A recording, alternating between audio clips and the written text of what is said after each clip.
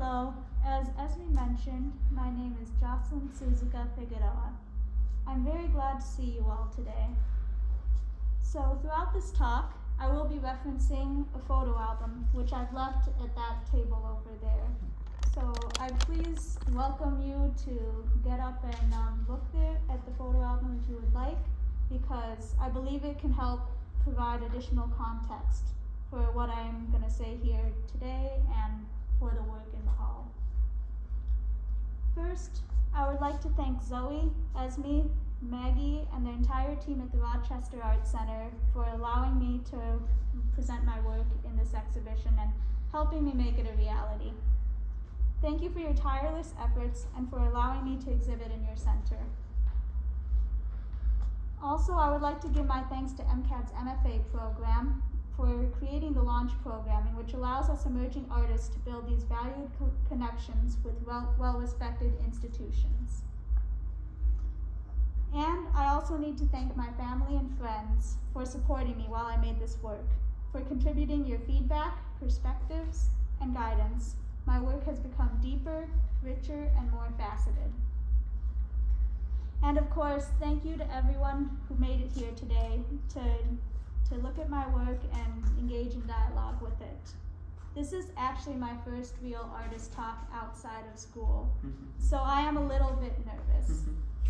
Your presence here means the world to me, and I thank you for making the decision to be here today. And also for your patience with me as I inevitably stumble through this presentation, hopefully just a little bit. And lastly, I would like to give one more special thank you, and this is to my mother, Yoshiko. Thank you, Mom, for giving me the gift of an oral history with which I can begin to understand where I come from. Thank you for giving me the opportunity to be a caretaker for your family's legacy. I hope tonight that I'm doing justice to the people that you have once loved, the people who, through your stories, I myself have come to love. Now, I would like to tell you all one of those stories. The setting is 1971, in a small neighborhood in Gojo, a city in the Nara region of Japan. It is the middle of the night, and two young sisters are asleep in their beds. A sound rustles the youngest from her sleep, and she wakes to see someone in the room. Moonlight casts his form in a soft glow, and the distinctive look of the kimono he wears is imprinted in the girl's mind, providing her with a visual detail she would remember for the next 50 years. A deep blue kimono with a repeating crosshatch pattern, white lines which converge and cross in regular intervals. The man wearing the kimono is the girl's grandfather, but this doesn't feel right to her. Her grandfather was in the hospital, and he has been for a while. While her grandfather's health was failing, here she saw him in perfect health and good spirits. Confused, she gets up and asks him, "Grandpa, how can you be home? Why are you not in the hospital?" He does not answer her question, but instead, he gives a smile and he rests his hand on her shoulder.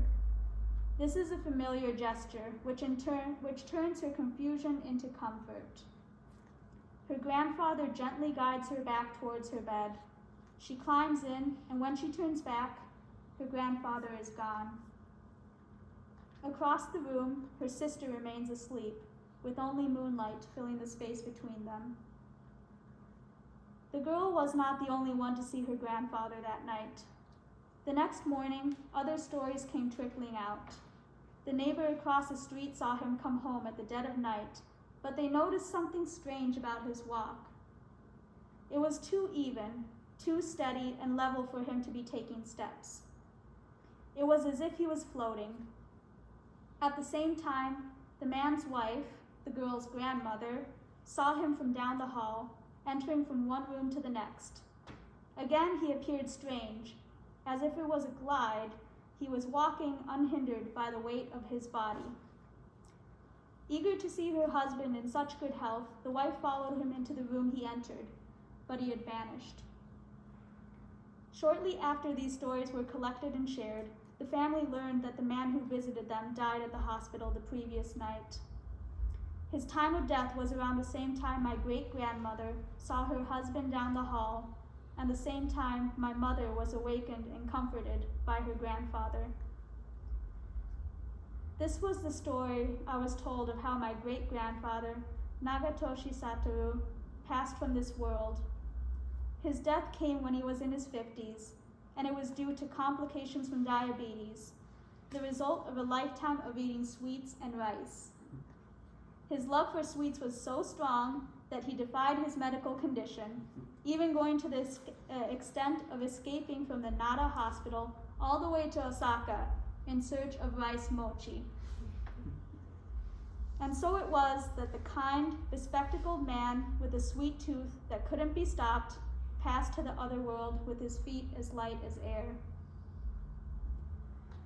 I open with this story because I want to give a picture of how I was raised to see my great-grandfather Satoru. In addition to being a businessman, he was a casual photographer, taking images of his loving family.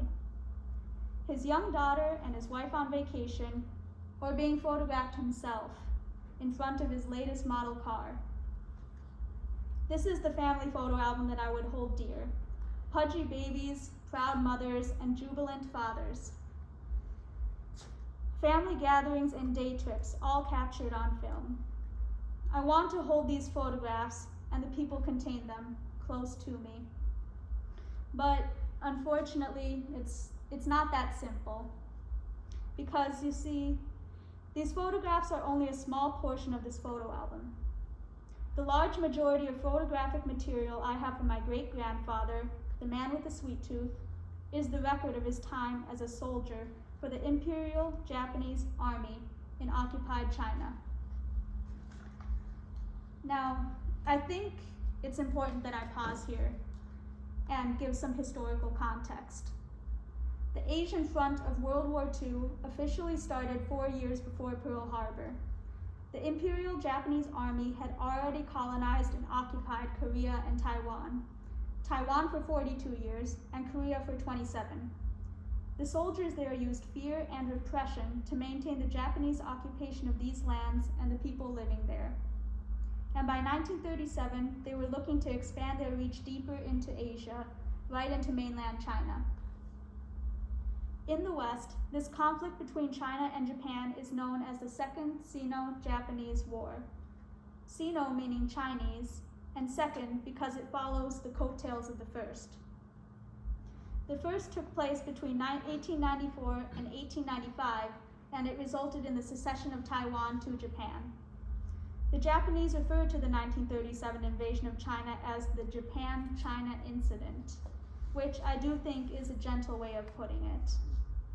In China, however, it is known as the War of Resistance to Japan. Tensions had been increasingly high between the two countries at the outset because the Japanese military was making increasing efforts to destabilize China's control over parts of its mainland, particularly in the north in the Manchuria region. At the time, China's governance was led, in theory, by the Republic of China, founded in 1912 after the fall of the Qing dynasty. However, this centralized government was unable to have unified control over the entirety of the nation, where instead regional warlords ruled over their own territories.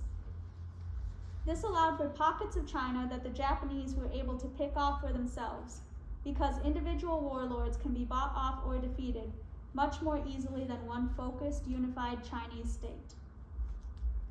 Most experts believe that the official start of the Second Sino-Japanese War was July 7, 1937, with the Marco Polo Bridge incident. Arguments over a missing Japanese soldier resulted in a full-scale battle over who can maintain control over the walled city of Wangping.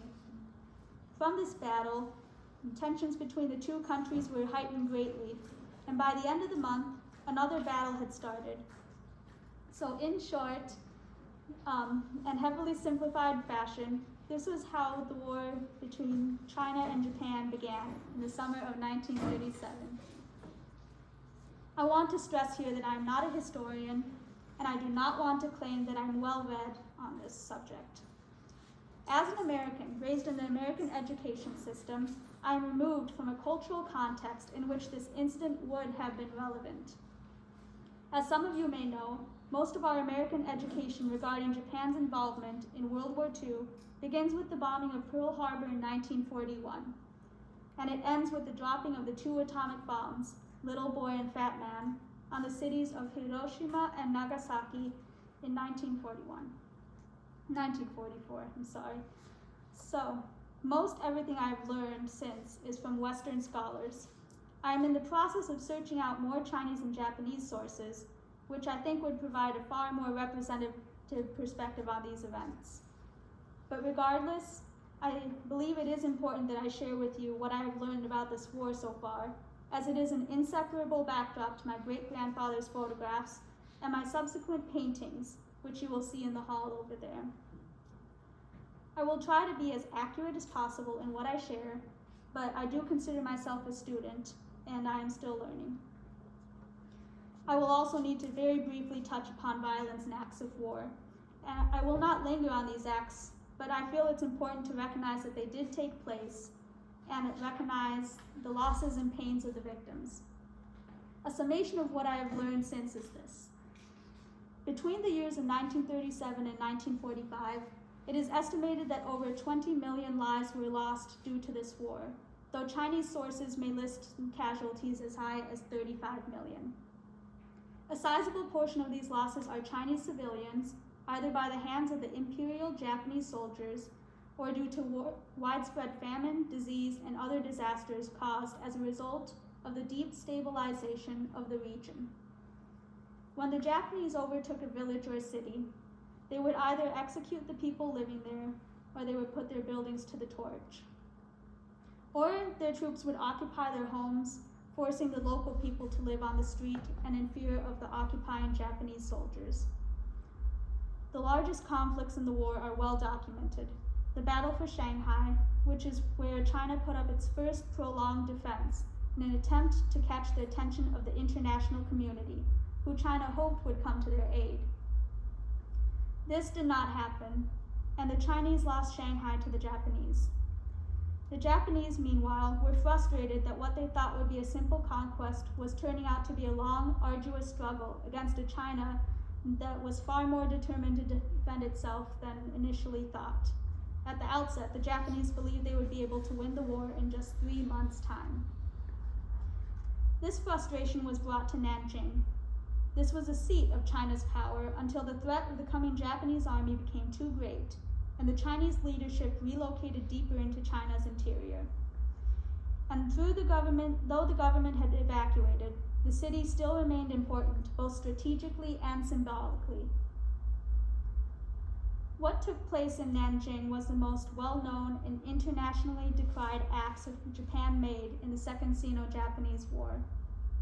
Civilians who were unable to flee the city beforehand hoped for mercy from the Japanese soldiers, but this did not happen. After the Chinese troops fell, atrocious war crimes and mass executions were carried out on the remaining men, women, and children of Nanjing. I do not want to go into further detail on this, as this is the most well-documented event of the war. Many other sources will do this for me instead. My purpose here is to highlight this battle and the consequent massacre, and to show what the Imperial Japanese soldiers would do when frustrated and completely unrestrained. Estimates of Chinese casualties in Nanjing range from 100,000 to 300,000, though, like all casualty rates in this war, these numbers will change drastically based on who you ask.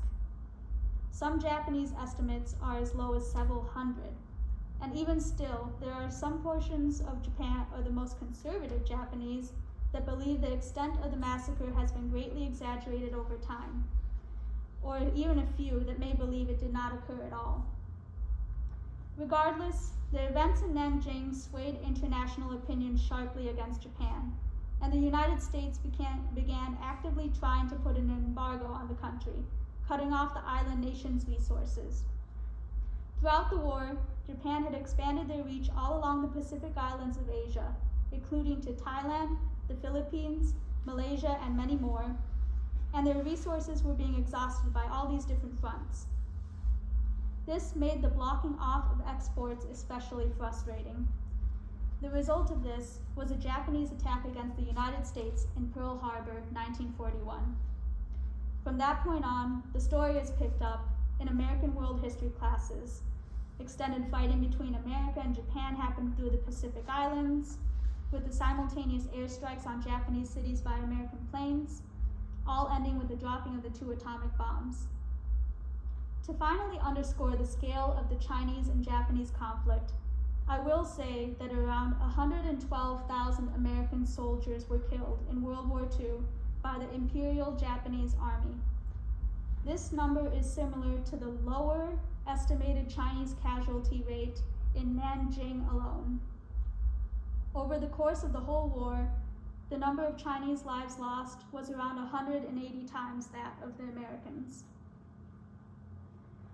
I have made efforts to learn about this conflict because my great-grandfather Satoru was a participant. He was enlisted as a photographer for the Imperial Japanese Army.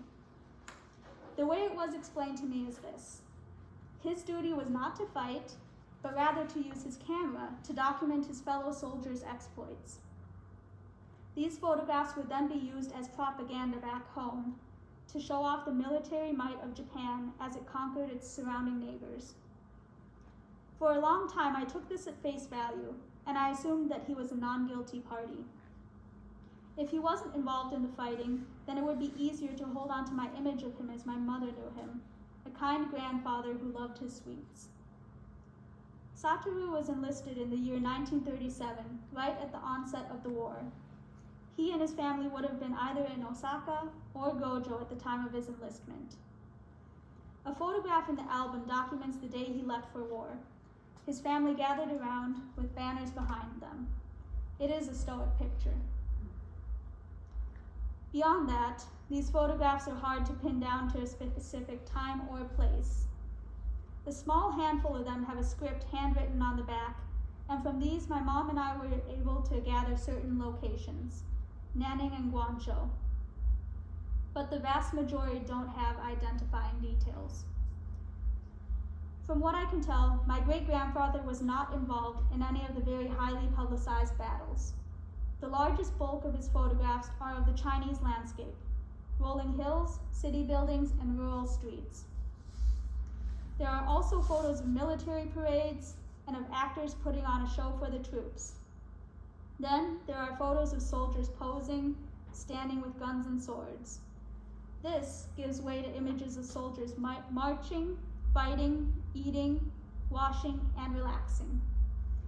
And then there are images of the Chinese people, primarily going about their daily lives. In some photographs, they even smile for the camera.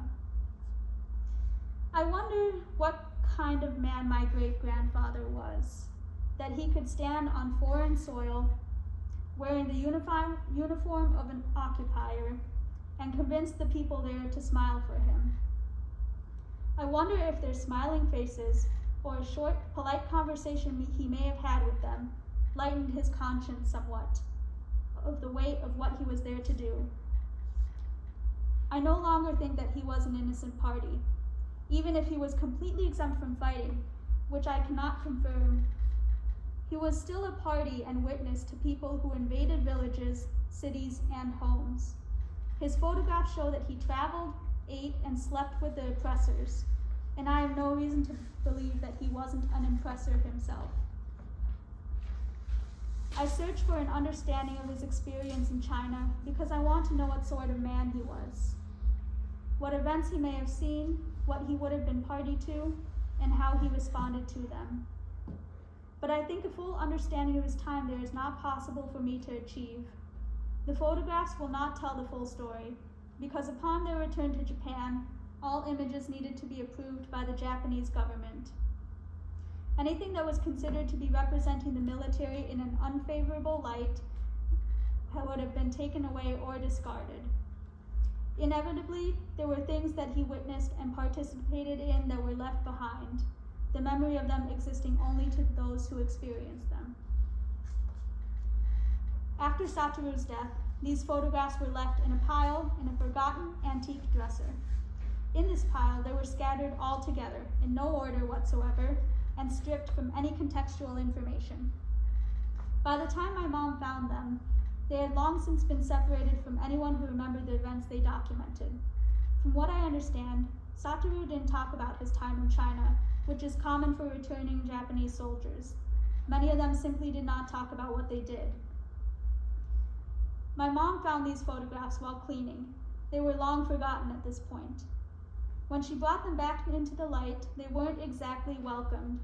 She was encouraged to throw them away. But instead, she brought them to America with her, which I am very grateful for. Here in America, they were present in the background of my childhood. Growing up, I didn't understand the photographs were images of war. Instead, I saw them as my mom's love for her grandfather, the man who, before leaving this world, stopped at home to say goodbye to the people he loved. I searched for my great-grandfather in these photographs because I'm searching for an understanding of who I am. I am mixed race, I'm half Japanese, and I'm half white. Though I was born in Japan, I was raised in America, in a comfortably small town here in Minnesota. Over the past 2 years, I've been trying to connect to my mother's history, despite spending so little of my life in Japan. It is my hope to carry on some of her family's legacies. For instance, I use their legacies of craft in my art. Like my mother, my grandmother, and my great-grandmother, I have learned to sew. I use my stitching in my artwork to connect with them, and I maintain their craft for this generation and for those to come. If a technique has been taught and maintained for 3 generations, then I see it as my duty to be the 4th. This legacy of craft is approachable to me, and I know how to use it. It is the movement of hands, the passing of a needle through fabric, the repeated motions of 4 generations of fingers. It is a legacy of women who care for and mend cloth and create soft objects as gifts for the people they love. Care, mend, craft, create, maintain, and love. These are the facets of a legacy which I am proud to carry on and into the future. Much like the family images in the photo album, I hold my craft close to my heart. Its weight is a natural one for my hands to carry. It fits like a glove on my palm, well worn through generations of use. What I find myself struggling to comprehend, however, is the rest of the photo album.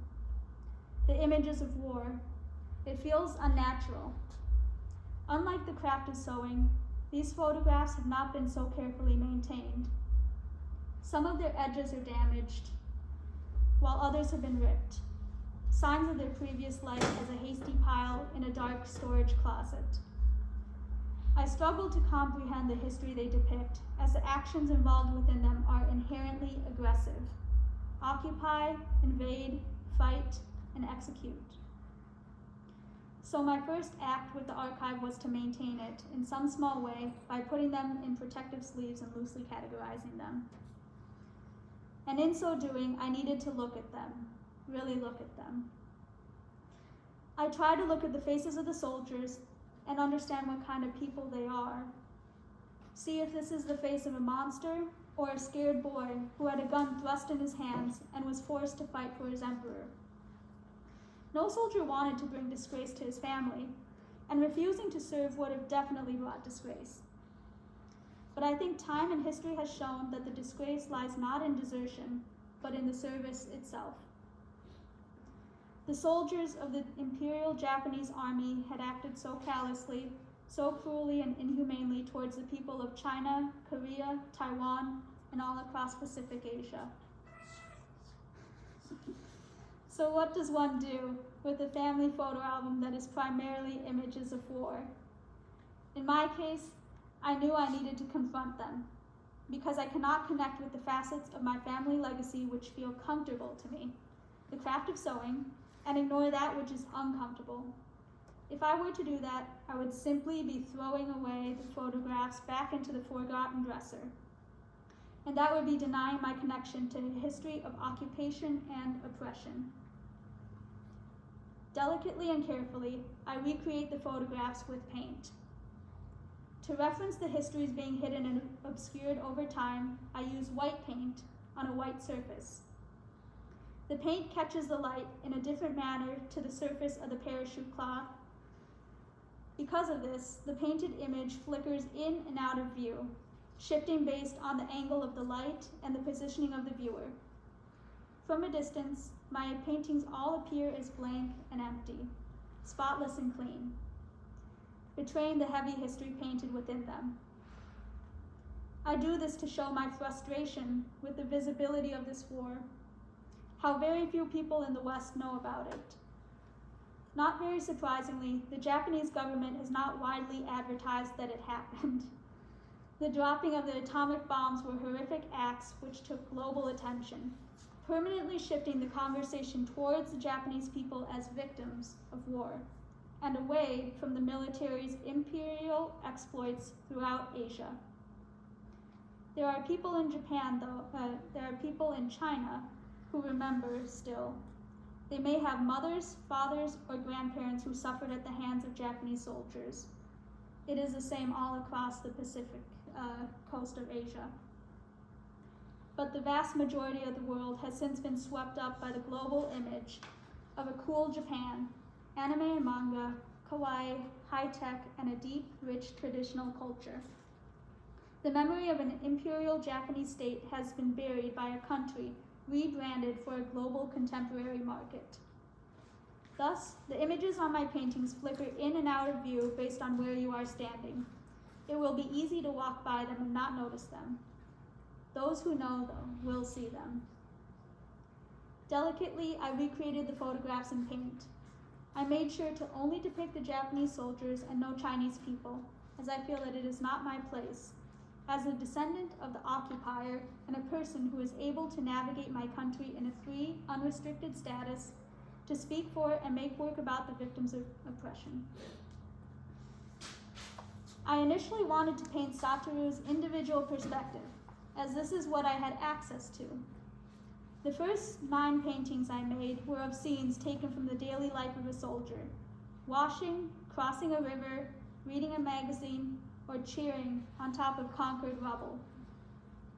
I wanted his eyes and perspective to be represented, and I made efforts to minimize my role as an artistic interpreter by simply copying the pictures exactly. But during this process, I learned about the Japanese textbook controversies. How, as recently as the 90s, a few Japanese textbooks bemoaned the fact that history has humanized the Chinese victims, and they called for the humanization of the Japanese soldiers as well. This made me realize that I was skating on dangerous territory. By depicting soldiers doing everyday life things, I may have been searching for their humanity, thus minimizing the role they played as oppressors.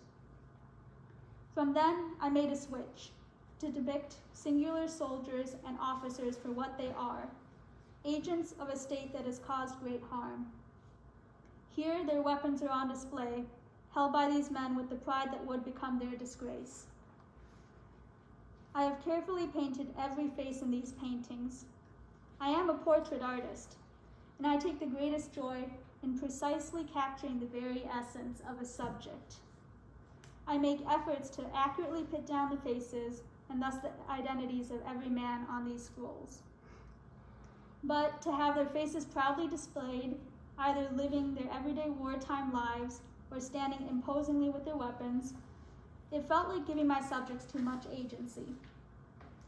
These forgotten men who had been lost to time, re-emerging to face a contemporary audience in all of their pride.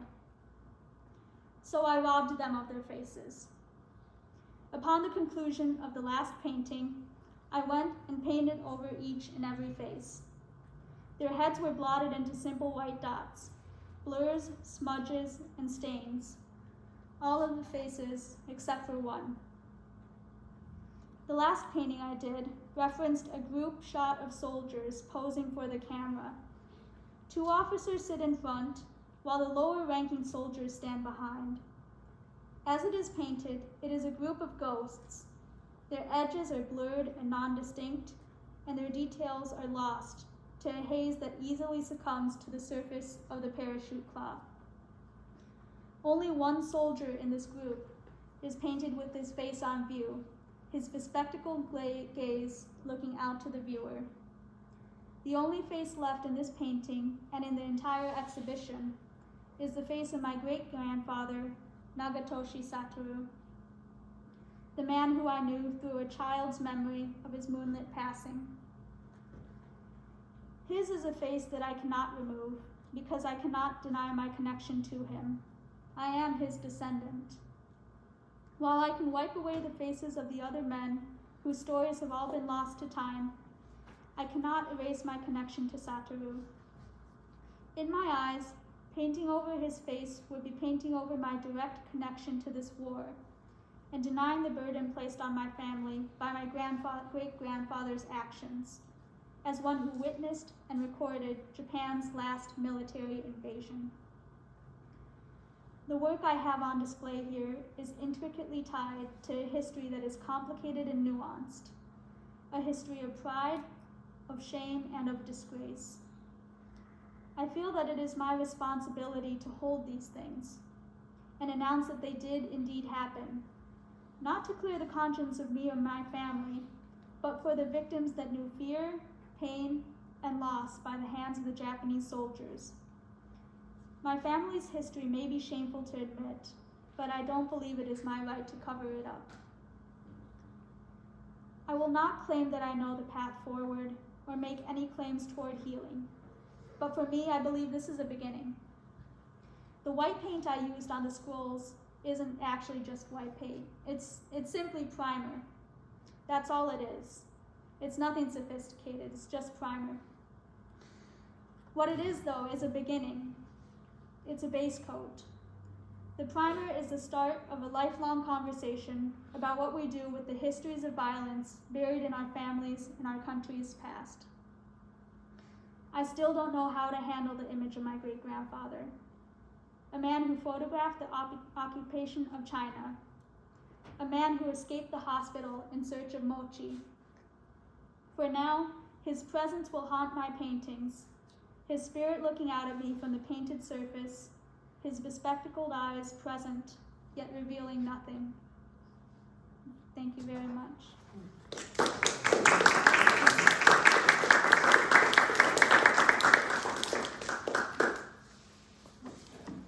So at this time, if anybody wants to ask any questions, you are more than welcome.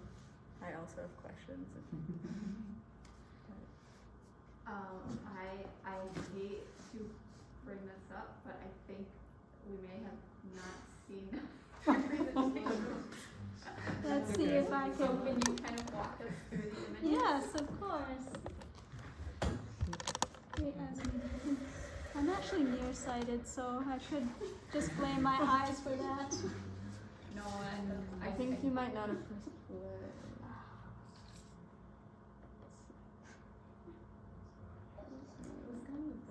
I think maybe we should put it on. Maybe. You can change it to a quicker than. Yeah. I would just. 10-second loop. I hope you can enjoy the pictures. Well, we enjoyed the history. Oh. It was fascinating. Thank you. There it goes. Here we go. So this is your father? That's my great-grandfather, I'm sorry. Nagatoshi. That's the day that he left for the war. That would have been 1937. So these are excerpts from the photo album, which I've scanned.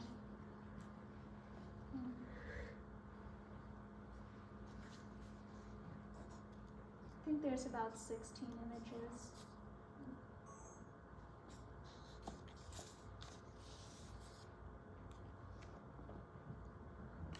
These are in China now? Yep. So these ones are both, I think these are primarily soldiers. Some of them have officers. This is a photo of them marching along a rice field.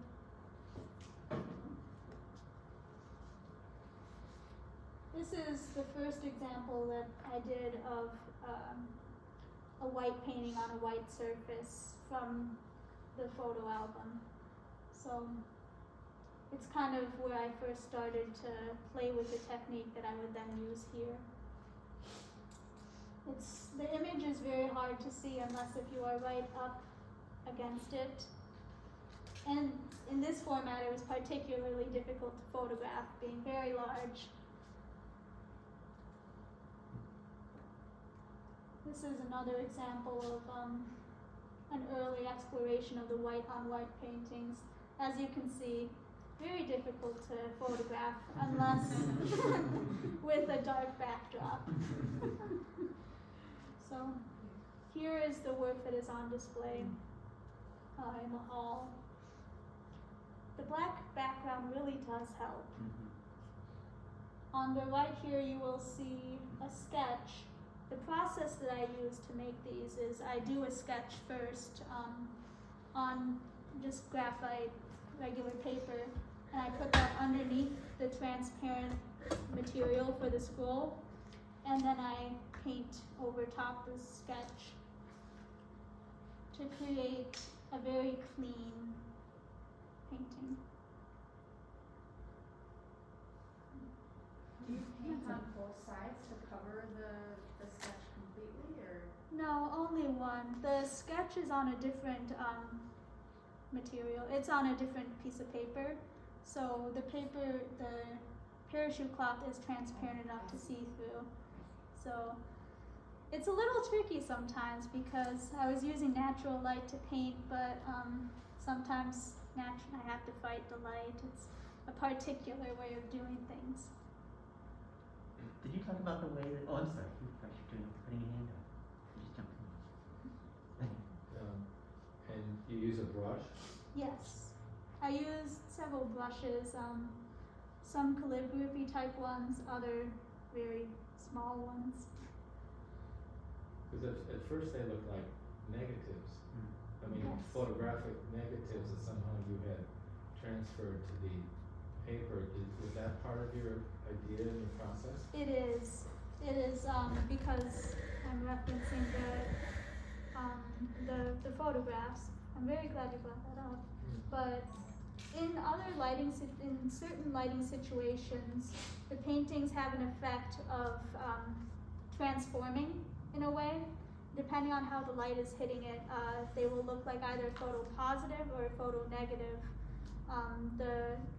Based on how the light is hitting the primer on the parachute cloth, the primer will look dark or light. Darker than the parachute cloth or lighter than the parachute cloth. So in particular lighting situations, the paintings have the ability to transform. And I like that because it's kind of an allegory for how the way we look at these images change depending on how much context we have on the history.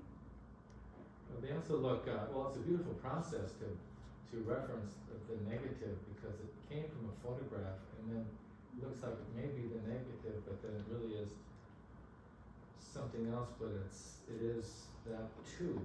Yeah. So it's a really interesting, beautiful work. Thank you. The photographs themselves too have this, I don't know if it's particular to this type of photo, but they have this sort of sheen to them, this kind of like oil spill like sheen. So they themselves change depending on where you're standing. So I like doing things that fold in on themselves.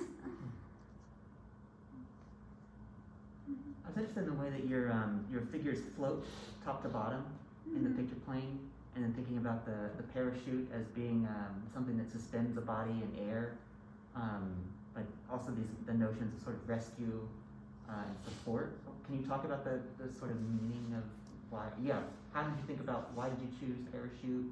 What does it mean for kind of the connection of that and the photographs and the painting? Thank you. That's a very good question. The choice of the parachute cloth is more of a coincidental happenstance. I used to be a mural painter, and what we paint on is parachute cloth. Interesting. So it's actually not parachute cloth, it's a synthetic poly material. Huh. But if left unprimed, it has this particular look of being like rice paper. So I primarily use it for its material properties, but I do like to profit off of the poetics of the name parachute cloth without, Yeah. yeah. But I imagine you cutting these out of a big parachute. Mm-hmm. it comes in a big roll instead. Yeah. I might have shattered some perceptions. Yeah, but I like to do things that have dual meanings. Although you mentioned that they don't have lower legs, they kind of vanish, and I like to do that because I like to see them as ghosts, people that have been lost through time, through history, whose stories have disappeared. So,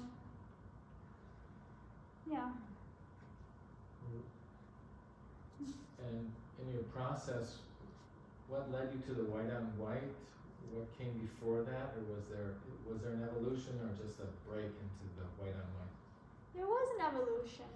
I started first with canvas paintings that I left unprimed, and then I would splash primer on them aggressively to create these drips and pools, and then I would paint images within those drips and pools. So from then I started to play with selective primer, and I felt that I like to pare things down. Once I get an idea I want to like bite on, I pare things down quite a bit. So I cut things back to just the images being painted rather than splashing and things I can't control. And was that splashing on canvas on primer, was that abstract? Kind of, but I could never fully release the representative. The splashing itself, it was completely spontaneous, but I would sometimes try to put representative, like portraits or people within the image. And then what led to the images of your grandfather, great-grandfather? Great-grandfather.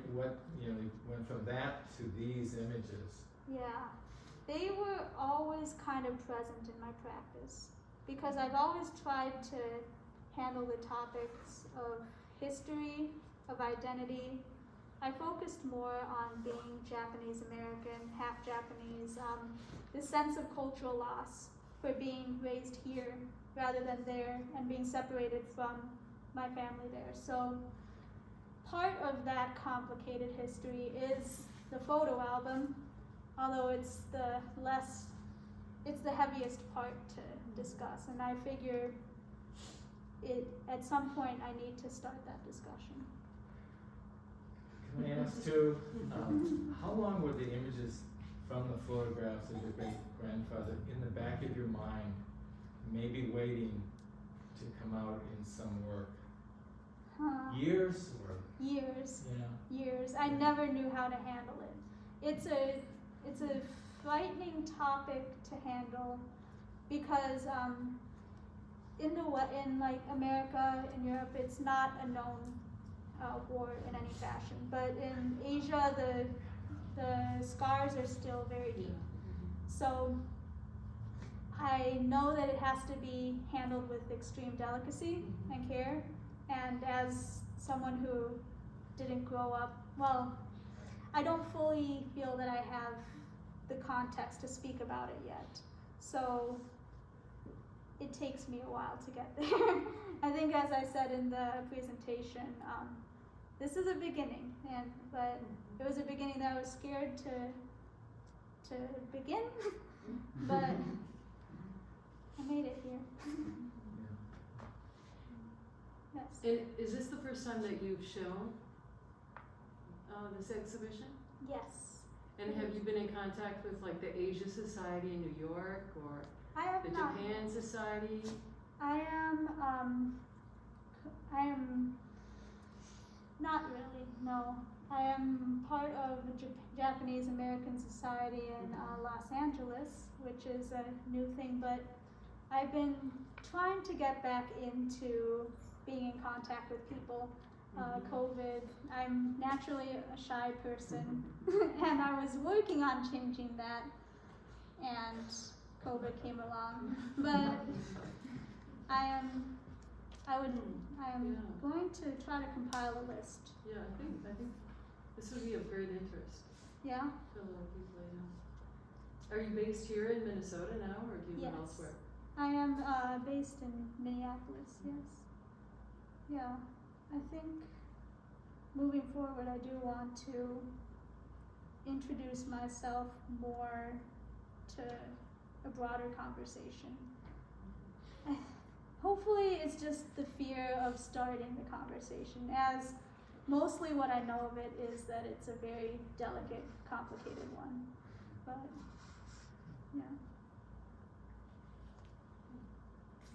So, I feel like it's so long ago, that you can benefit from the fact that this is old history, that most of the people that this directly affected are no longer alive. And so even if you're responding to something that people whose families were impacted by it, nobody really knows. You know, I was an exchange student in Japan, and this didn't come up at all. And we didn't, you know, we saw beautiful samurai outfits. That's it, you know? And you're bringing it, you're coming at it from a very delicate place. The fact that your mother saved these photos is wonderful. You know, like, this is something, you can start a conversation that isn't happening anywhere else. And I think that's really amazing. Thank you. I hope that, it's my hope that more people can be made aware of it, mostly for the people of China, Korea, Taiwan. The image of Japan is just so strong and so powerful and so far away from any of this. And even though it is so old, I feel that it's not right that it be hidden. And I know that the young populations of these, of Pacific Asia, they know that their great-grandparents, their grandparents have gone through this. And maybe some of them were told by their parents not to have any Japanese friends. But the current the young people now, it's different. We're able to have this conversation. And I think it's interesting too, because I am here in America, and maybe in a way it is more possible to have this conversation. And your title, The Last Soldiers, I don't know if that came out for anybody that, you know, and maybe people don't realize that Japan was not allowed to have an active military after World War II. Yes. And so your title directly reflects that. But I also think, I sense that you feel guilt for for being a descendant, and we all have this, we all have it in our history. Yeah. I feel it is relevant right now, especially in America, to have conversations like this when people may be trying to avoid conversations like this. And the guilt that I have, I think primarily it comes from just knowing that I don't know enough, and that I can't speak on this topic if I don't know. But the way that that's fixed is to speak more, I suppose, and learn more and listen more, more importantly. Yeah. Yes. Well, I mean, it is a sensitive subject. Like, I'm from the Philippines, and it's difficult to talk about, so it's not, like, we forget that context. Like, even if it was my grandfather, it's still something that he was in the march he fought on, which was like, really long march in the Philippines that killed a lot of soldiers. And it was under Japanese occupation, so it is difficult to talk about. But I think that what really makes your understanding of this work like appreciated in that way is that you position yourself not unlike how you kind of like talked about your grandfather as like the photographer as like being on the outside, but you also position yourself as a student, which I think kind of adds context to it and adds kind of like this relation to your grandfather in an interesting way, because it also does question that kind of like what is the role of a photographer in these types of scenarios, and then also what is the role of a student as far as like trying to learn and trying to teach this stuff to other people. So I think that's probably for me like the more important part of this is that you are positioning yourself as a student and someone who is always constantly learning rather than someone who is trying to teach people about this difficult time. And so that added a lot of context to the work. And I think, yeah, because it is a difficult subject, so I don't know, there's just like the many layers of things that you're talking about, and like you talk about the way that you're learning as well, like, you know, as an Asian American, as someone who's born in Minnesota, you know, Japanese American, and then you're learning from Chinese friends, and then you also have Western research. So I think that those layers are really important to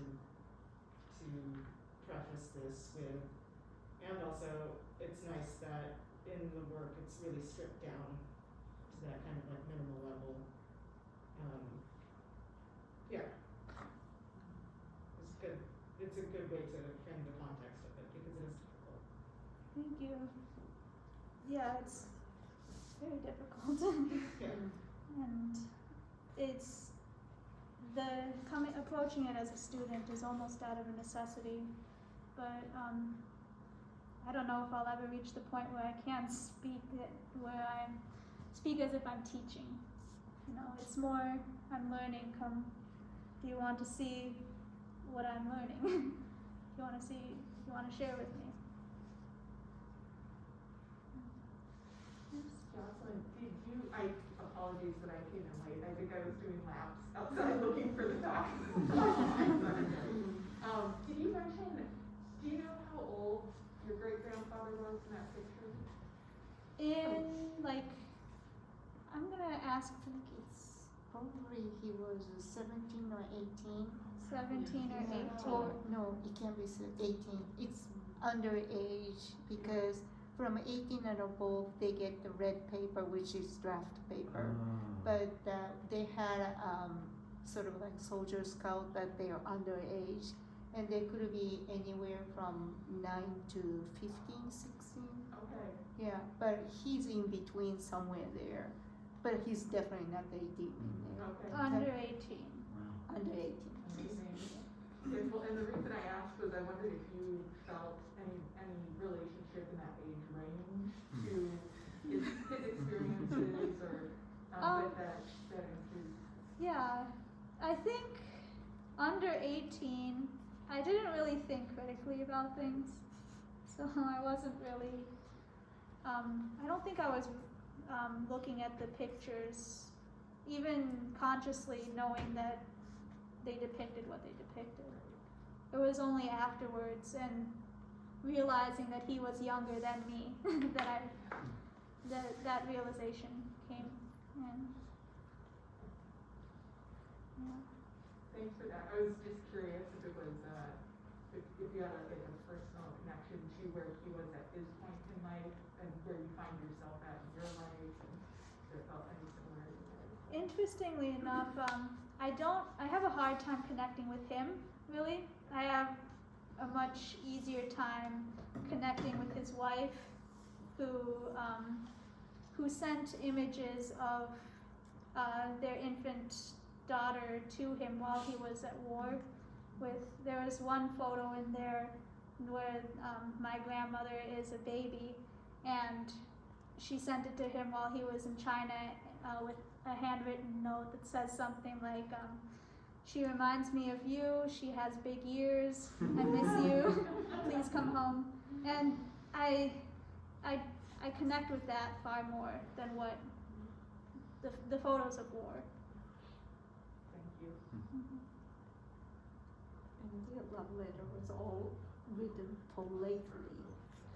It was written politely. I would like to say that it was written very politely. That clarification.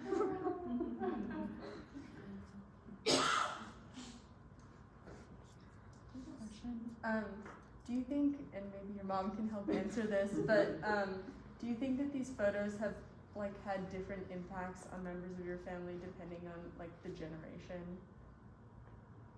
Yes. Yeah. Yes. Yeah. I believe that, now stop me if I'm wrong, but my great grandmother, the wife of the photographer, she hid Kikwe. She hid the photographs and she put them away in the storage closet because, from what I understand, when he came back from the war, he was a different man in some way. And the photographs remind her of that, of who he was and who he no longer was. So the images contained pain. They may have contained shame for what he participated in. So for my great-grandmother, the one who hid them, it was pain. But for my grandmother, I don't know if she ever fully interacted with them. As far as I know, it could be the same as my great-grandmother. So for my mom, who found them, perhaps it was a way to connect with your grandfather in some way. Yeah, it was. I mean, it's a whole different side that I did not know. So the more you start looking at each pictures, it's more not just the, size of a Japanese army or whatever, but I also put myself into if I was in China traveling along with him, and all sorts of wonder kind of makes you more connect to him. What was he doing there? And all kind of wonder things. So that kind of put me for 17 years. 17 years. Investigations Yeah. where the picture was taken or so. And I tried to pick up It's from inconnect. where you left off there. Yeah. For me, at least growing up, it was definitely like, because I'm here in America, so for me it was like, look at this cool thing from where I'm from. I didn't even distinguish that it wasn't Japan. So it was a way to connect with my family, which I never fully knew. Yeah. And only once I became, in my 20s probably, I looked at more critically as a part of a larger history that is more complicated than I thought.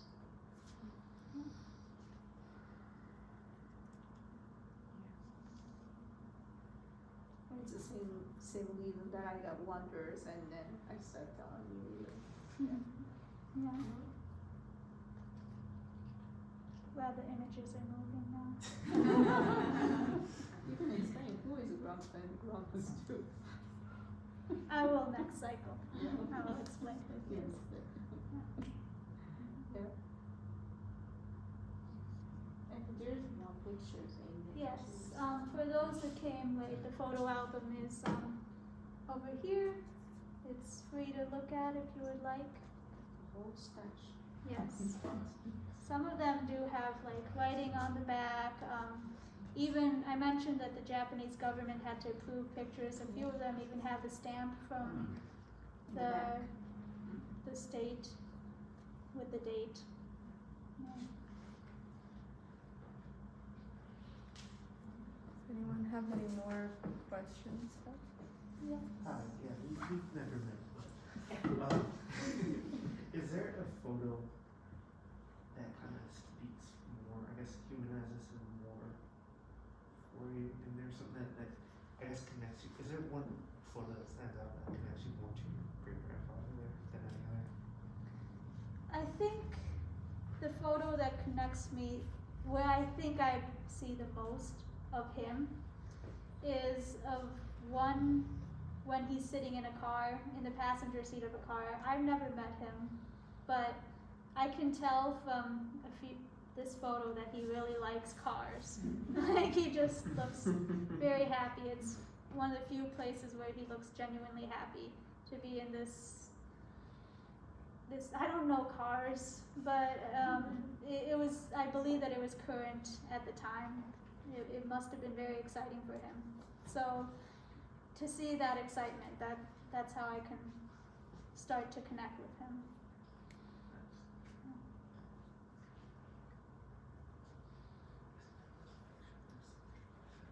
Do you have any upcoming projects that you want to talk about? Yeah, as far as, I have several different types of work that I work on at any given point. I do a lot of sewing, and I do this type of painting. For this type of painting, I think I just want to do more research, learn more before I delve too deep into it again. I just feel like I need to be more educated. I don't know if I'll ever reach a point where I'm not educated enough, but so with the other type of work, the sewing, I am actually referencing some old photographs from my great-grandfather's album and trying to recreate people in the photographs as stuffed dolls.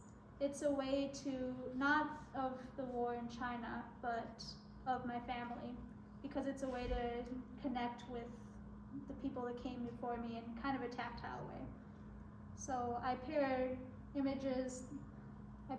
paint images from the photographs, and then I create stuffed dolls of them, and I put them in these little shrine type displays. So I think I like to be cyclical with my work. I did this for a while, and then I'll go do the stuffed animals, and I'll come back to painting. So, yeah. Thank you. Does anyone have any more questions? You also have the photos in here, the one that the stuffed animals. Yes, well, the photos of the stuffed animals, I believe Oh, those. not the stuffed animal, but the original photo. Oh, yes. I should have put my Instagram handle on here, but my website is jocelynmacdonald.com. I have other images of the stuffed animals on there if anyone would like to see. So.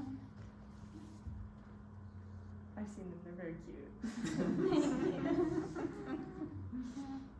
Oh, I think there's one more question. Yes. Not a question, just a comment that I really appreciate your vulnerability with this work. I just really appreciate you showing all of this to us. I know how hard that is, and I know I've known you for a while now, and I know how hard it used to be for you, so I'm very happy and proud of you for doing this. And also I think it's just adorable to hear your mom speaking here. Amazing.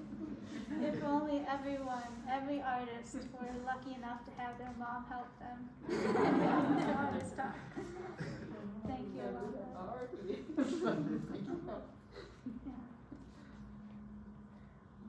So next time when the picture comes back, Oh, he's in the center. yeah, he's in the center. Yeah, Roma's in the right end. Next time. Well, I think if there aren't any more questions, I'd like to say thank you to everybody for coming and really engaging with this work. And I want to say a huge thank you to Jocelyn for your amazing talk and for all your answers. So, yeah, just